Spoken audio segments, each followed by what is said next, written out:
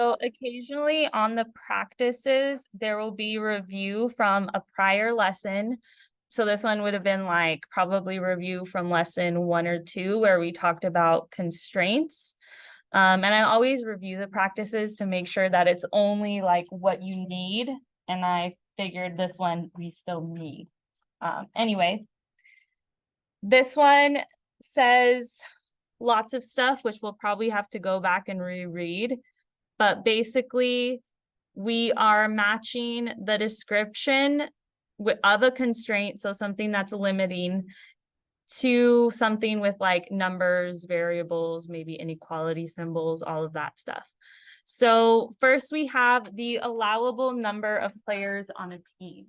So if you go back and read those few sentences, you'll find that somewhere in there. How many players are allowed on a team?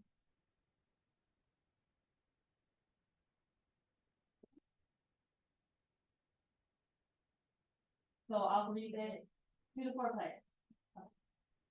Yeah, so right here. So you might have to reread this a few times to find the parts that you need. And since I can have anywhere between 2 and 4 players, you need to find the numbers and symbols that also show that you can have between 2 and 4 players. So out of the options down here, which one might best represent that? Sorry, I've been hard. Probably pull it up on this.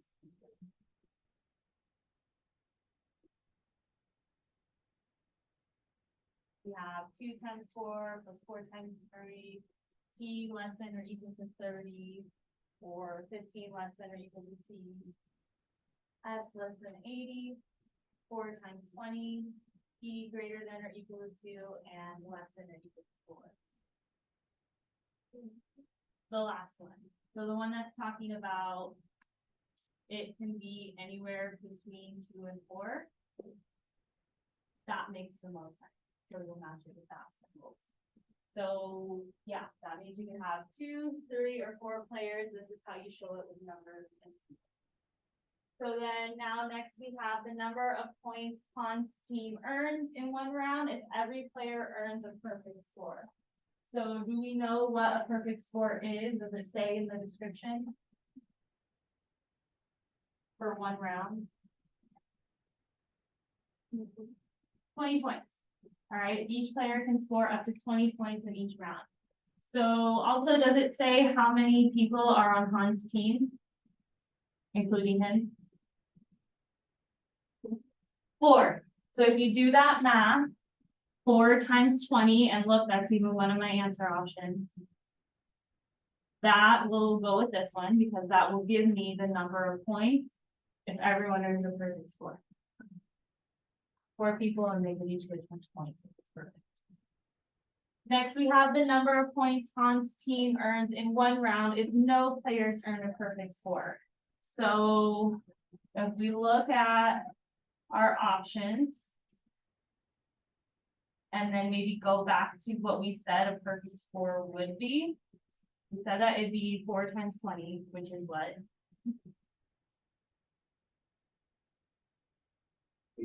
80. So if we're saying in this situation now, the number of points his team could have if no players earn a perfect score, then we just know it cannot be 80 or higher than that, right? So which of these would give me that in like numbers and symbols?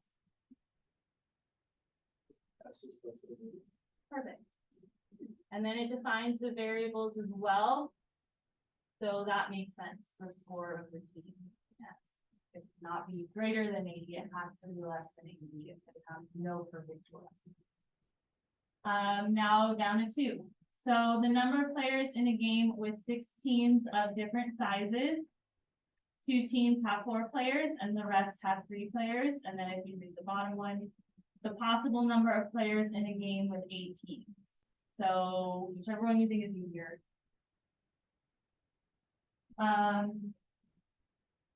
So let's look at just in the order that it is. So if I have 2 teams that have 4 players, how many players is that? 2 teams with 4 players. 8, right? And then the rest each have 3 players, and there's 6 teams total, so if we already accounted for 2 of them, then how many teams have the 3 players?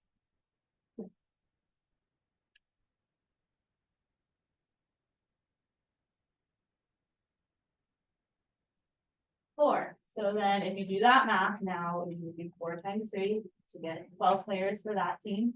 Now, which of these 2 answer options best matches like the math we just did, all that stuff?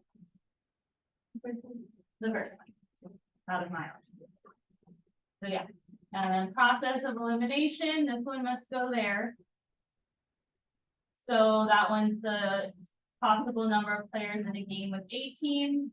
We said that they could have anywhere between 2 and 4 players.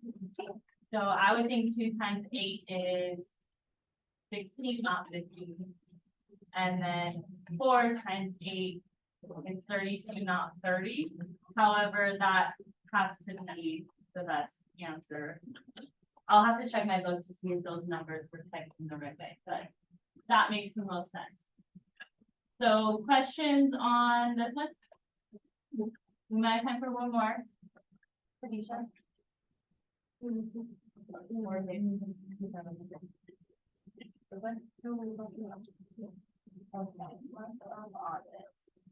I did record myself talking about the one graph. If you wanted to back.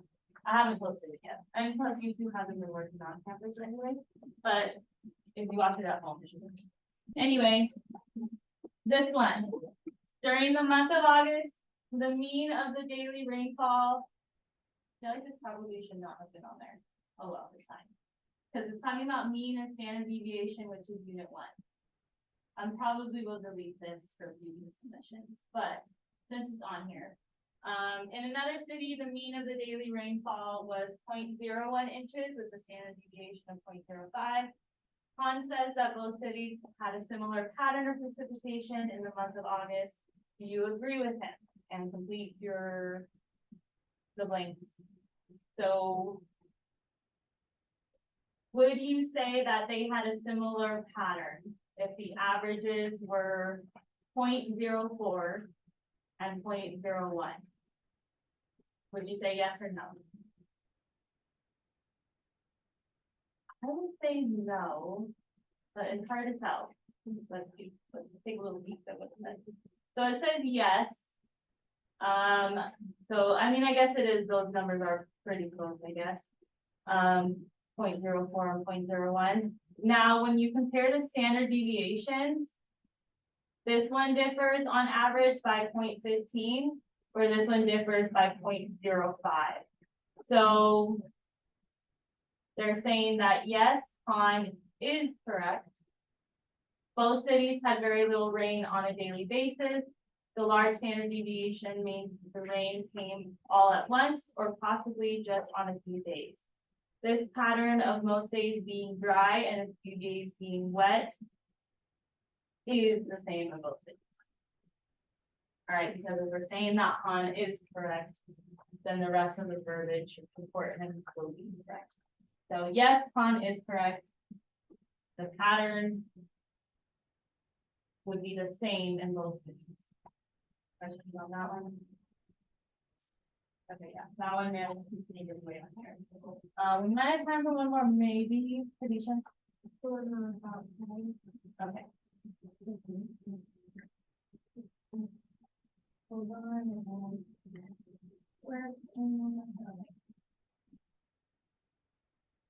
So Priya starts with $50 in her bank account. She then deposits $20 each week for 12 weeks. We're going to determine whether the following statements are true or false. So the equation that represents the relationship between the amount in her bank account and number of weeks is this. So let's see. She starts with $50 and then it's 20 each week. So would you say that 20 plus 50 W is good? True, false? I would actually say false, because this would suggest 20 plus 50W would suggest that she started with 20, because that's not being multiplied by anything. And then every week she's getting 50, so that's 80 times 7 number of weeks. And in the description, it says the opposite. So I would say false for that one. It's gonna work unless I click back there. So I'd say false for that one.